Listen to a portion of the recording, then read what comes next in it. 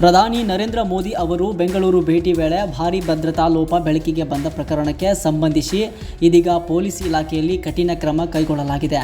ಮೋದಿ ಸಾಗಬೇಕಿದ್ದ ಮಾರ್ಗದ ಸಮೀಪವೇ ಸ್ಫೋಟಕ ಪತ್ತೆಯಾದ ಪ್ರಕರಣದಲ್ಲಿ ಓರ್ವ PSI ಸೇರಿದಂತೆ 6 ಮಂದಿ ಪೊಲೀಸ್ ಸಿಬ್ಬಂದಿಯನ್ನು ಅಮಾನತು ಮಾಡಲಾಗಿದೆ.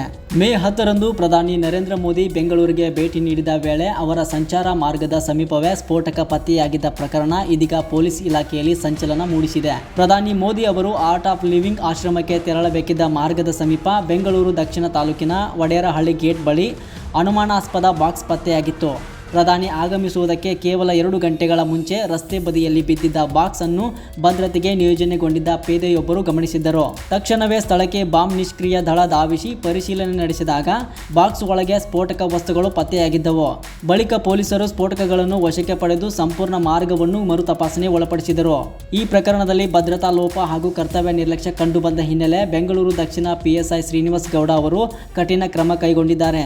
ಒಬ್ಬ PSI, ಒಬ್ಬ ASI ಹಾಗೂ 4 ಕಾನ್ಸ್ಟೇಬಲ್ಗಳನ್ನು ಅಮಾನತು ಮಾಡಿ ಆದೇಶ ಹೊರಡಿಸಲಾಗಿದೆ. ಮೇ 10ರಂದು ಇದೇ ಪ್ರದೇಶದಲ್ಲಿ ಬಂದೋಬಸ್ತ್ ಕರ್ತವ್ಯಕ್ಕೆ ಇವರನ್ನು ನಿಯೋಜಿಸಲಾಗಿತ್ತು.